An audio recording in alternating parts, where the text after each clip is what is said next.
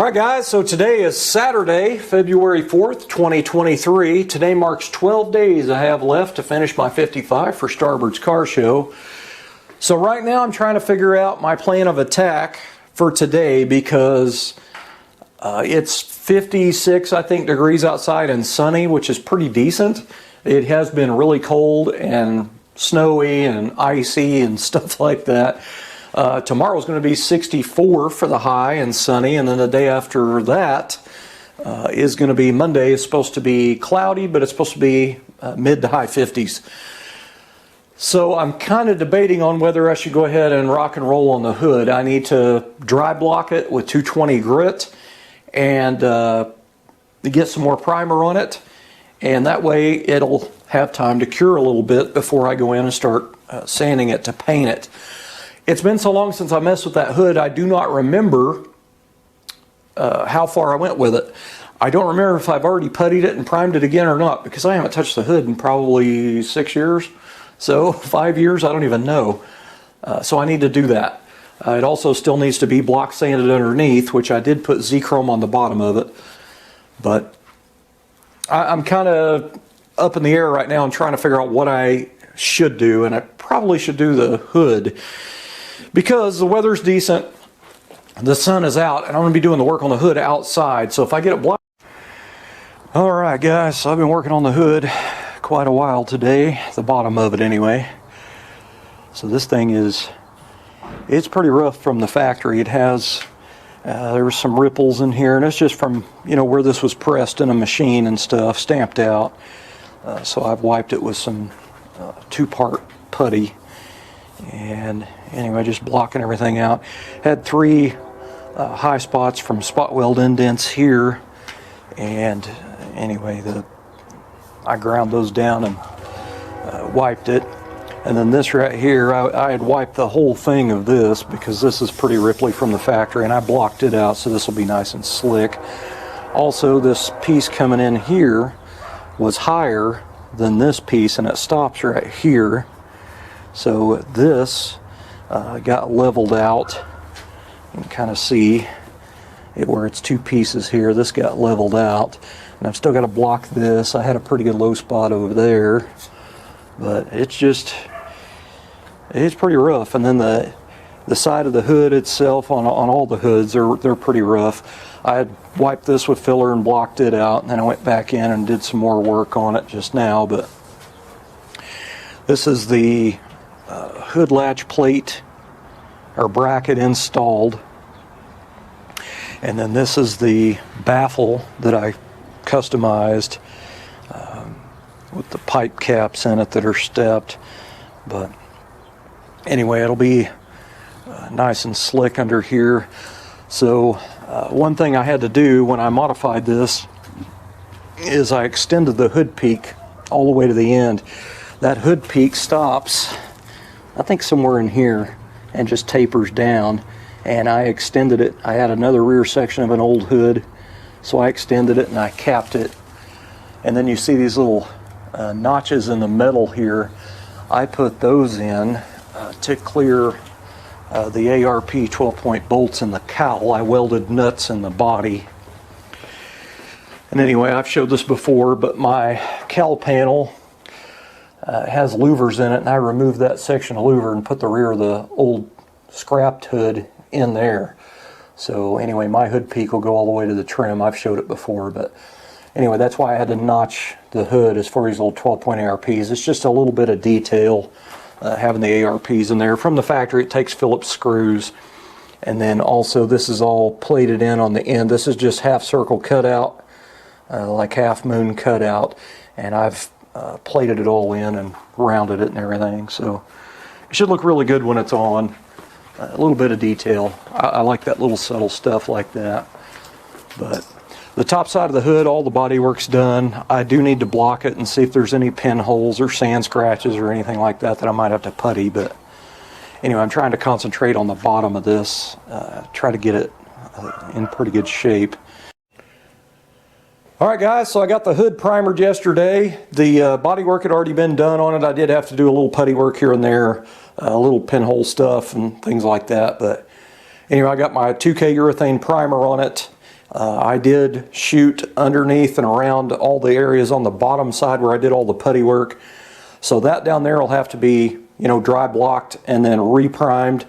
The top side will just be wet sanded and painted. So top side's done, bottom side needs one more go. But anyway, I am going to try blocking it first in there and see if it's going to work out. If it works out, I'll just paint it, but who knows. So car's super dusty. It's just, you know, it just gets worse daily. But anyway, I went to my local Walmart and I done some grocery shopping. I had to drop my dog off at the groomer and it's right next door. But I had bought 2 mirrors at Walmart. These are just, you know, door mirrors. They're $7, I think. But anyway, I got one more, so I would have one for the front, one for the rear, and one for the side. I'm not going to worry about the other side. But anyway, while I was there in the lighting section, I noticed they had some oval-shaped LED lights that take batteries, and it has a little remote, and it was 21 bucks. So I thought that was pretty awesome. I just placed it on the floor down there, which the underneath the car is still pretty nasty, but I need to get in there and clean everything. I still haven't sanded and buffed the bottom of the rocker yet, which I'm going to be doing that. But I think it works. It, you know, it's that's kind of what they look like, just little oval things. And there's 3 of them in a kit with a remote for 21 bucks. I thought that was a pretty good buy. The worst part is I got it home and took everything out of the packages, and it takes 6 AA batteries per light. That's a lot of money in batteries, man. I didn't have that many here. Dang it.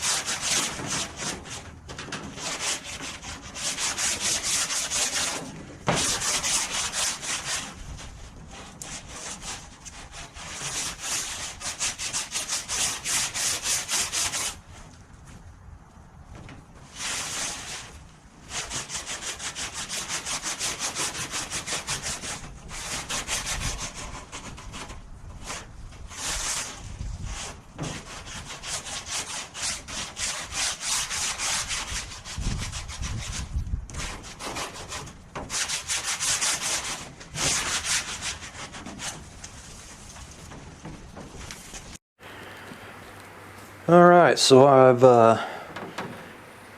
put my door panel board that I cut out on. I actually drilled a couple of holes in the door and put a couple of self-drilling screws just to hold it in place, because I need to make sure the garnish molding is going to fit. I want to make sure this is not too tall, you know. Also, I want to check the fit all the way around. I'm going to need a little bit of space around it to be even with the outside edge of the door because of my 2 layers of material here. So it's going to be just a little bit of thickness there. So that 1/4 inch foam that I'm going to use, it squeezes all the way pretty much. But anyway, it looks like when I placed it on there, I gave myself a little bit of space all the way around, just a little bit. But I'm noticing my part right here, it needs to be thinned back a little bit, so I'm going to thin that back. And also, I've got a pretty good space up to about here, and then it gets tighter until it's all the way even. So I need to angle this a little bit and fix that. So I guess now I'm going to go get the garnish molding and try to pre-fit it. I need to get my little brackets that slip on here. You know what, I don't even think I've painted those yet. Oh well, I'll just spray paint them. So that's the plan. Go get the garnish molding, see if I can get this to fit. Alright, so I drilled the holes in the door panel for my clips, and it always shrapnels it out. So I'm going to go in here with a 36 grit roll lock, and I'm actually going to kind of groove it out a little bit because the clip goes in, has a little leg or an arm or something that sticks through there, and I don't want it to be higher than the material too much. So I'm going to go ahead and groove these out a little bit while I'm cleaning them up.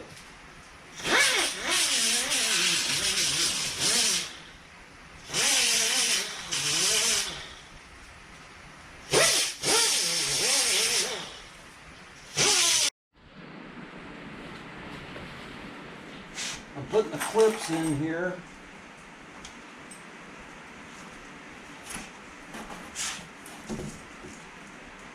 It's just that type of clip. It takes an offset hole from how you drill it and everything.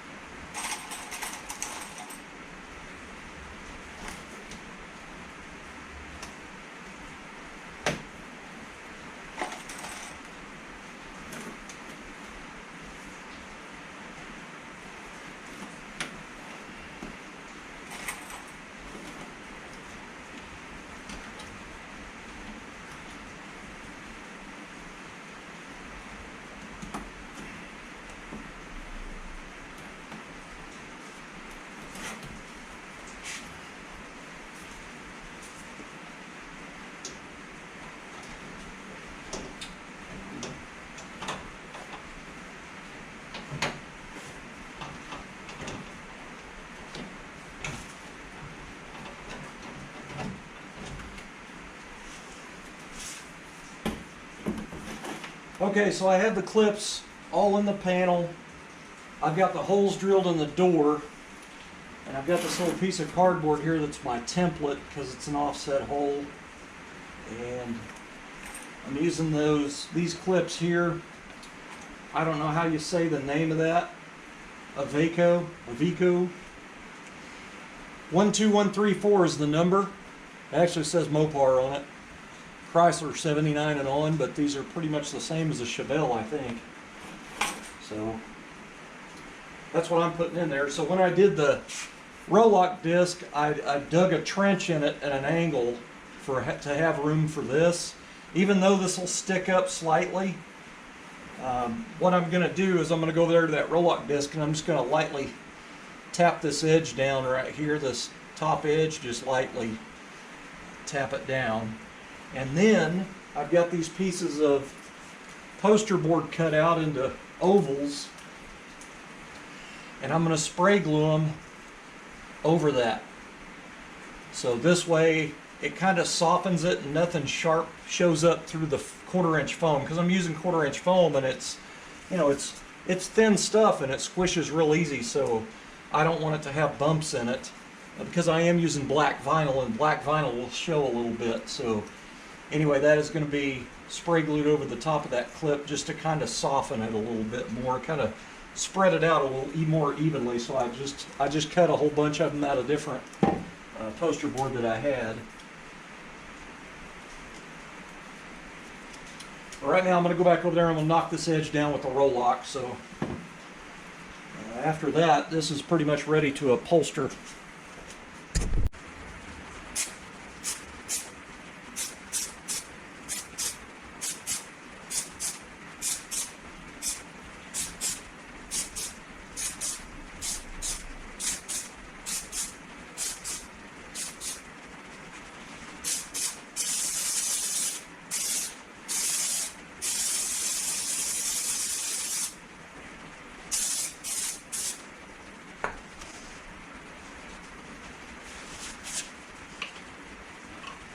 That's redneck and upholstery at its finest right there.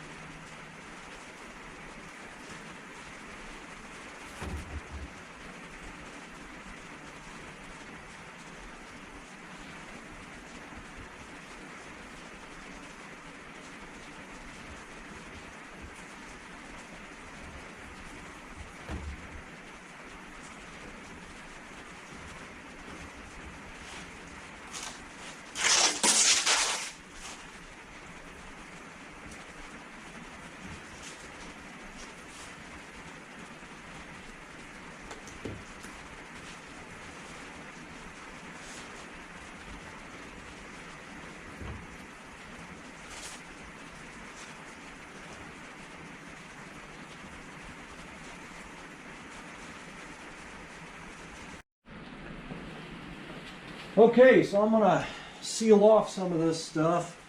If you've never taken one of these cars apart that was original, so there's holes all in this door everywhere pretty much. So they actually had butyl smashed all over the screw heads on a lot of the stuff, which I don't do that. But I do always go back and put tape over some of these holes and stuff, because you know, if water happens to get in there, moisture or something, it can get into the backside of your door panel, which I did Thompson's water seal, but then I went back and just now and grooved it out with the roll-lock disc, so it's going to be, you know, bare in those places. But I think it's pretty much going to be okay. It's raining like crazy outside, or I'd take the panels out and, you know, spray them with some aerosol clear coat or something just to kind of help it out. But anyway, I drilled holes in the door with 5/16 holes for those clips in particular.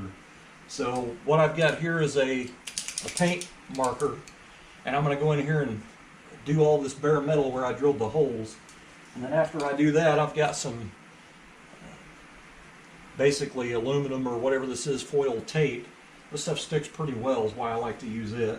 Now originally it was like almost kind of like a masking tape that they used, but it was black. Anyway, I'm going to use this stuff because to me it seems like it'd be quite a bit more waterproof. So I'm going to put a little piece here and over this stuff, and try to pretty much cover up some of these holes and stuff in here, and especially up here where the big holes up here. So all this stuff needs to be wrapped up pretty tight. I'm going to put a little bit around this here, just kind of cover up some holes. All I'm going to do.